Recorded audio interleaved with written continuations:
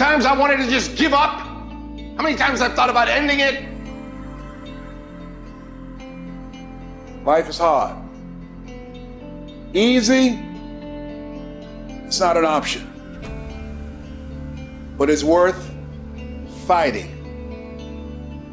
It's worth believing. It's worth giving yourself a chance. It's worth mustering yourself up, standing up inside yourself. It's worth fighting relentlessly, never giving up. It's worth fighting a good fight.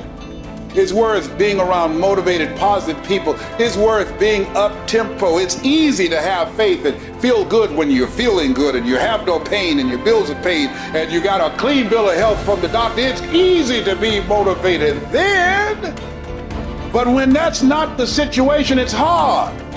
When you look in the mirror and you don't see the person that you once saw. It's hard. I know it's hard, but do it hard. You got to go all the f in. When there's a will, there's a way, and there's always a way. When you're committed, you don't care about the facts. You don't care about the odds. You don't care about the opinions of others. The only thing you care about is making it through to the other f***ing side. No matter what it takes. You just got to keep searching, keep fighting, keep hammering, keep failing, keep trying, keep getting back up again, and stop at nothing to reach it. You gotta have mental toughness. You don't give up on me. You don't quit on me. You man up. You woman up. You get your life back. You get your family back. I need you to have mental toughness. When you come up against that thing, you gotta outlast it. And you gotta already have made up your mind before you get to cancer. You gotta already have made up your mind before you get to that exam. You gotta already have made up your mind when you're talking to your husband, when you're talking to your wife, when you're talking to that sickness. You gotta look at it before you even get to it. So don't you ever give up. You get to make a choice. Is failure going to break you, or is failure going to make you? You get to decide. Failure doesn't. It's okay to fall. It's okay to cry. It's okay to go home. But quitting should never be an option. It's not in falling that makes us failures. It's in not getting up that makes us failures. And you get to decide if you get up or you don't get up. I can accept failure. Everyone fails at some point. I cannot accept not trying. I don't feel rejected. I tried. How do you feel rejected when you try? The person who didn't try should feel rejected. The person that didn't try should feel defeated. I tried. I don't feel rejected. I feel good about myself. I don't feel bad. I gave it 120%. You can't never feel bad when you put forth 120%. You can't let the outcomes make you feel whack. I'm not whack. I'm a warrior. I'm a problem solver. I'm not soft. I'm not weak. I don't quit. I don't give up. I don't surrender. I don't always win, but I always try. When you believe with everything in you that you are destined for greatness, you will find a way. You turn a tragedy into a triumph, despair into repair, pain into gain, adversity into prosperity. You have to know that this thing is going to work. Come hell or high water, whatever it is that I set out to do, it may not happen in 6 months, it may not happen in a year, it may not happen in 2 years, but at some point, my dream is going to become a reality. I think about my why. I can't quit. I can't stop. I can't get tired. I can't give up. I can't give in. My mama counting on me. My wife is counting on me. When you ain't got nothing left in your tank, you got to think about the people in your life that you're doing this for. And then if you could think about them, you could go one more mile. You could go one more day at work. You keep going. You keep studying. You keep writing. You keep singing. You keep rapping. You keep boxing. You keep fighting. You keep dribbling. You just keep on keeping on. And if you persevere, every storm that's come, it will pass.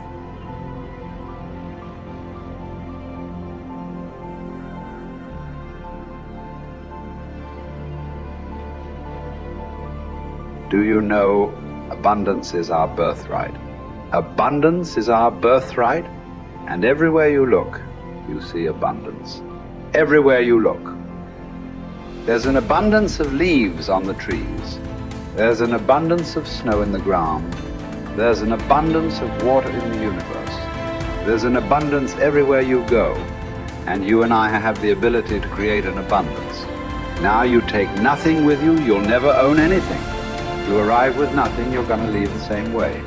It's like somebody said, you come in with no hair and no teeth, no money, that's the way you leave. But while you're here, you can enjoy an abundant life.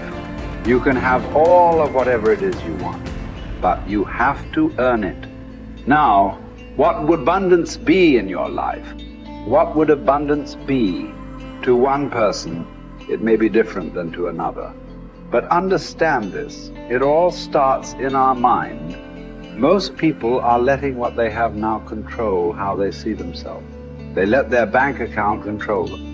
They let the friends they have control them. They let their conditions or circumstance control. That's not where we want to go. We want to go inside. Everything starts from the inside out. So let's start over. Let's start over. If life isn't the way you want it now, make up your mind, you're going to start over.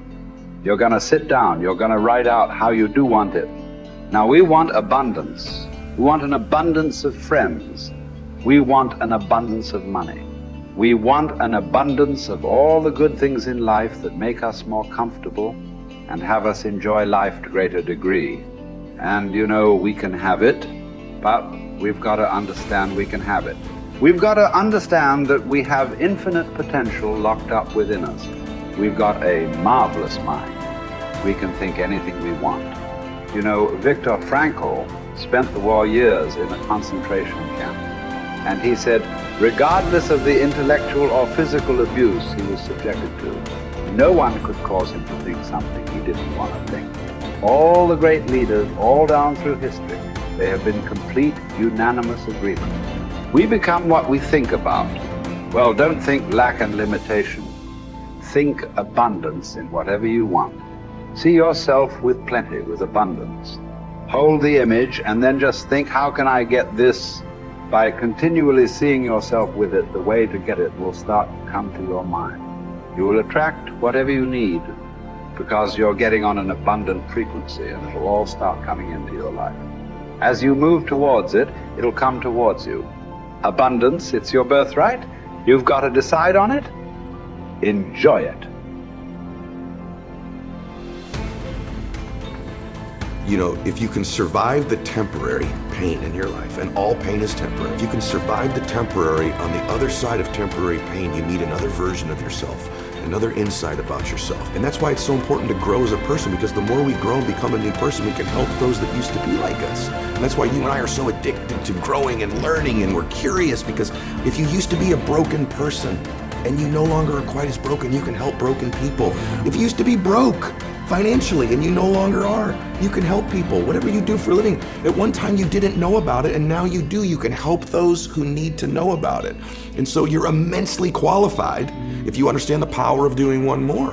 95% of people have an operating system in their mind where they operate out of history and memory. 5% of humans operate out of vision and imagination. So the reason we're so much happier, I believe, when we're children is we have no history and memory. So we operate out of imagination and dreams and vision. But at some age, some people it's 5 years old, some it's 8, some it's 18, some it's 28, they create a history. And that history then becomes the operating system. So even if they take on a new behavior or tactic, they're operating out of a pattern of thought and belief that's historic and memory-based. And so the number one thing I would say is begin to operate out of your imagination again, out of your vision again. Create from that place. If you create from that place, now you're not tied to the result in that moment. You're giving yourself space to imagine and create something new in your life. You're the product of who you hang around. Wow. How do I know if they serve me or not? Here's one way to just deduce this, because they could be beautiful people who care about you, and they might even support you. But when you're with them, what are you ever have those friends you're with them, you're like, you remember when, you remember that party, remember that thing? Yeah. And if your friends are constantly bringing you to the filtration system of memory and history all the time, think this through. How often are those friends saying, hey, what are you working on now? Where are you going? What's your vision? What do you want to create? And maybe that sounds hokey, but you and I have both our friends have the most amazing histories, and you can't get them to talk about them. No. You have to work, because what are they still doing? Yeah. They're talking about now and where they're going. Yeah. Their viewpoint in their life is being present and having a vision for the future. Yeah. A formula for misery, a formula for lack of creativity, lack of productivity is constantly being history and memory. Even if it's good, it doesn't serve us. And for most of us, it's not good. And we keep living from it or trying to move away from it. Create a new future. Don't move away from the past. Create a brilliant, imaginative, curious, vibrant vision for your life. Love for something is in the present moment also, right? Love is not just for the past. And it's funny how important one day is, man. When my dad got sick, my dad got cancer. When he first got sick, he goes, hey, my dad was a dude. He goes, look, I'll fight this one time. Okay, I'll do your little chemo and your surgery, but I'm not gonna pour poison into my body. I'm not gonna lose my hair. I'm not gonna deteriorate. I'll give this thing a shot once. If it doesn't work, I'm out. That led to 8 years of him fighting it. Chemo, radiation, proton therapy, surgery, chemo, experimental chemo, and he did lose his hair and he was in pain. And I'd say to my dad, I say, Dad, you're suffering so much. You said you wouldn't suffer. He said, no, Eddie, I'm in pain, but I'm not suffering. I choose not to suffer. And I'm not suffering because I get to see my grandkids again. And I said, Dad, why are you doing this? And he said, you only understand the power of one day when you're threatened with never having another one. And I'll do anything for one more day. Get to be with you one more time. Give your mom a kiss one more time. Maybe I'll see one of my granddaughters get married. And he goes, I'll do anything for one more day. And when we begin to think of our life that way, the power of right now and having one more moment and one more minute is so beautiful. It's so blessed. It's so big. It's so amazing. Why would we spend that minute in history? Why would we spend that minute in the past when we could be fully present and creating the future?